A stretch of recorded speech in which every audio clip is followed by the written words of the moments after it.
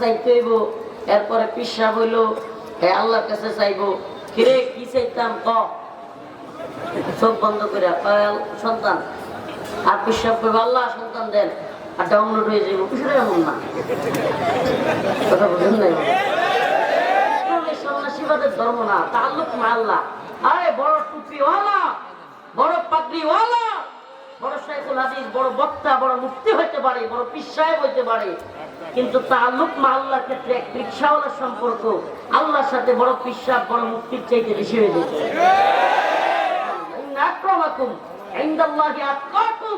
আল্লাহ বলেন নাই শাইখুল হাদিস হইলে আমার সাথে ভালো সম্পর্ক, বড় বক্তা হলে আমার সাথে ভালো সম্পর্ক, বরং আল্লাহ বলেছেন ইন্না আক্রামাকুম ইনদাল্লাহি আতকাকুম, যে যত বেশি আমি আল্লাহকে ভয় করবা আমার সাথে তার সম্পর্কের গভীরতাও তত বেশি। মানিলাহুল মাওলা ফালাহুল কুল, আরে যার মালিক হয়ে যায় তার তো সব হয়ে যায়। মালিক যার হয়ে যায় তার কি হয়ে যায়? সব হয়ে যায়। ও বান্দা, ও ভাই, দুনিয়ার সব পেয়ে গেলা, মালিককে পাইলা না, তুমি কিছুই পাইলা না।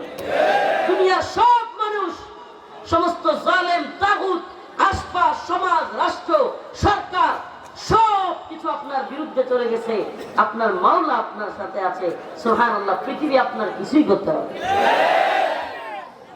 এজন্য এই দুনিয়ায় আমাদের চাওয়ার যে সিস্টেম, এই যে বাবা বললেন ছেলে বাচ্চা হয় না, তো আমি বলি কি আল্লাহর কাছে চান। সুবহানাল্লাহ, চাওয়ার প্রক্রিয়া কি? আল্লাহ বলতেছেন ইস্তাইনু বিস-সাবরি ওয়াস-সালাহ, তোমরা সবর এবং নামাজের মাধ্যমে চাও। কিসের মাধ্যমে? সবর। সবরের বয়ান করার আগে বলি, ইসলাম ওই যে আমাদের জাহাঙ্গীর হুজুর বায়া হয়ে পোলাপান আসবে পরীক্ষায়, ও বাজান আপনার কাছে আসছে, বাজান কিছু দেন, এই ধর্ম ইসলাম না। চট্টগ্রামের এক হুজুর শুনেন নাই? এখনো এই ব্যাখ্যা করতেই আছে বন্ধ। কয় কি পরীক্ষা, পোলাপান পরীক্ষা দিবে, আগামীকালকে পরীক্ষা আসছে, পোলাপান তো আর ওরকম বুঝে না, আসছে হুজুর আমাদের জন্য একটু দোয়া করে দেন। সে বলতেছে ও বাজান, বাদাম খেপলাম আইস ভান্ডারি দিয়ে দেন, পোলাপান গুলোর বাস করাই দেন। এখন আবার কয় যে বাজান ডাকছে দেখে তারা নাকি মানুষ এটা সেটা বলছে। কয় আমরা বাবা ডাকি, তোরা তো রিক্সাওয়ালার বাবা ডাকো, তো রিক্সাওয়ালার কাছে কি তোর মারে বিয়ে দিছো? কত যুক্তি! মানে এই বন্ড বুঝতেছেই না, এটা বাজান ডাকার জন্য কেউ কিছু বলে নাই, বরং তুমি যে তোমার বাজারের কাছে আল্লাহর কাছে না চাইয়া বরাবর তার কাছে চাইলা, এটা তো শিরিক করবে।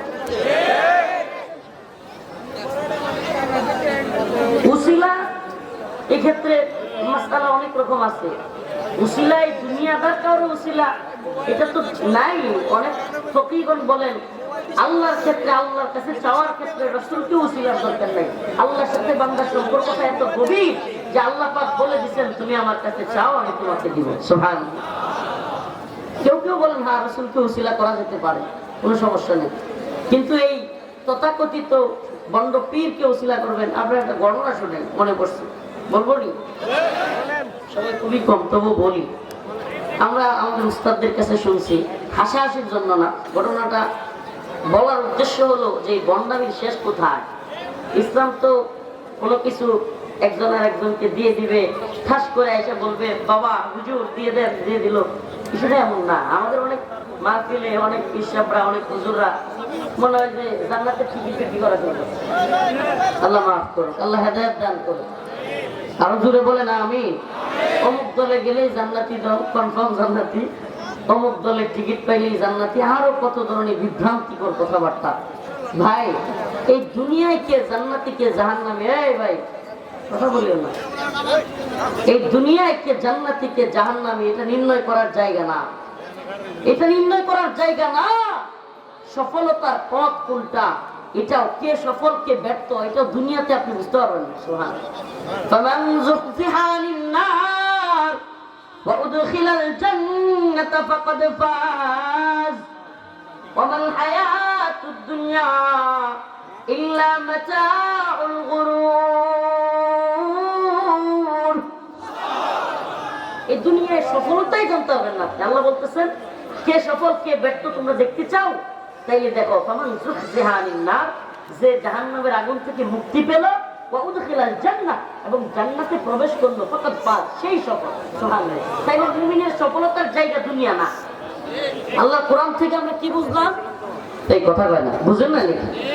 মুমিনের সফলতার প্রকৃত সফলতার জায়গা দুনিয়া না।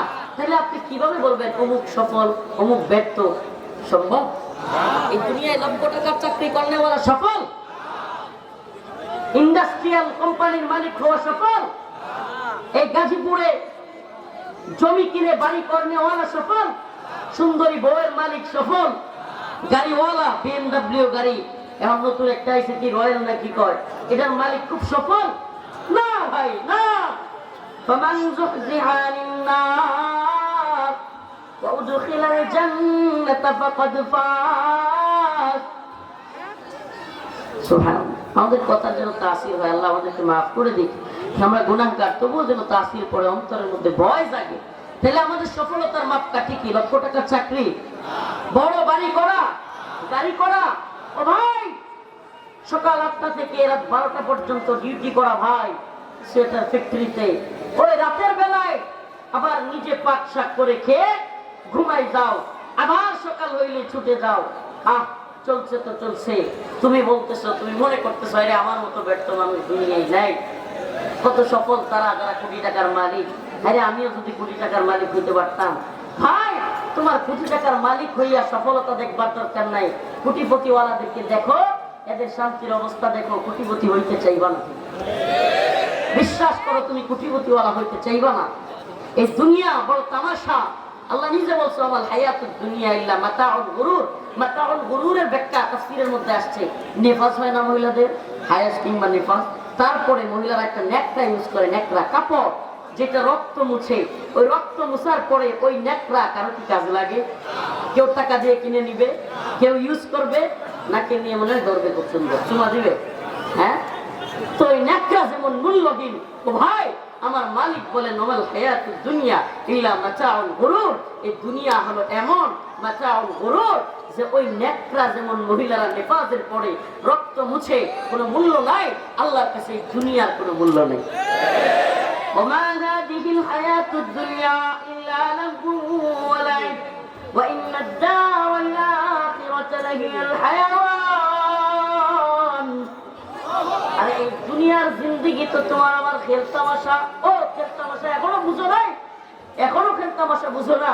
এই সকাল 8টায় বেরিয়েছো তো বেরিয়েছো, আবার রাত 12টা 11টায় তুমি আসো, আবার নিজে পাক করো, আবার সকালে ছুটো, আর এক গদবাদা জিন্দেগি। তুমি কি এখনো এই খেল তামাশা বুঝো নাই? হঠাৎ করে খবর আসবে রফিকুল ইসলাম, মুহাম্মদ রফিকুল ইসলাম শাহাবুদ্দিনের ছেলে এই দুনিয়ায় নাই, তার জানাজা ওইটাই।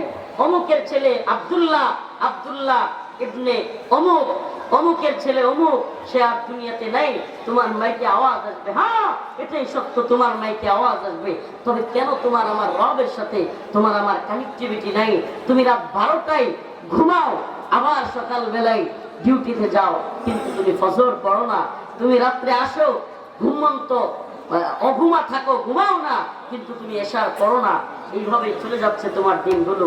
আর তোমার আমার মালিকের সাথে সাক্ষাৎ হবে এমন অবস্থায় যে তুমি আমার মালিকের বিধানগুলোকে তোয়াক্কাই করো নাই, খালি অবহেলা করছো, অবহেলা করছো।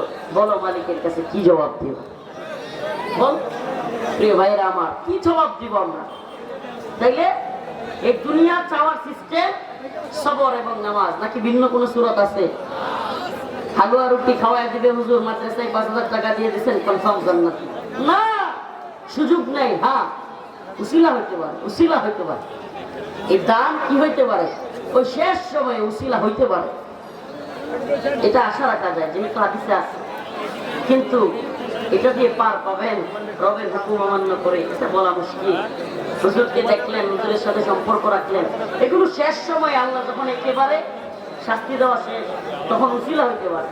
কিন্তু যদি পাকড়াও করে যান, কি করবে? ওই ঘটনা বলতে বসেছিলাম, মনে আছে? হ্যাঁ, এক লোক পড়াশোনা করবে না, কোথায় শুনছে যে এক পিশাব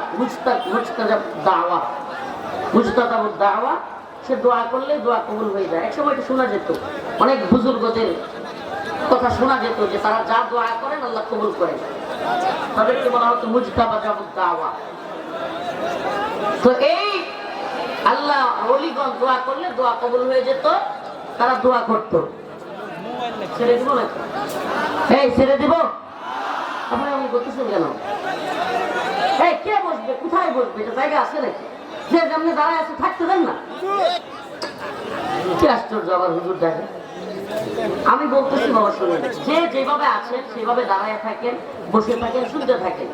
এখানে জায়গাটা সংকীর্ণ, অনেক মানুষ ইন্ডাস্ট্রিয়াল এলাকায় এই সমস্ত জায়গাগুলোতে, শিল্প এলাকাগুলোতে অনেক ভাইরা চাকরি করার কারণে এই জায়গাগুলোতে অফিস ছুটি হওয়ার পরে অনেক লোক হয়ে যায়।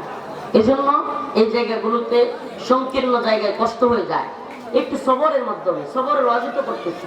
সবর 3 প্রকার। কয় প্রকার? গল্পটা বইলে আমি চাচ্ছিলাম যে ঘটনাটা উদাহরণটা দিয়ে তারপরে দিয়ে যেতে।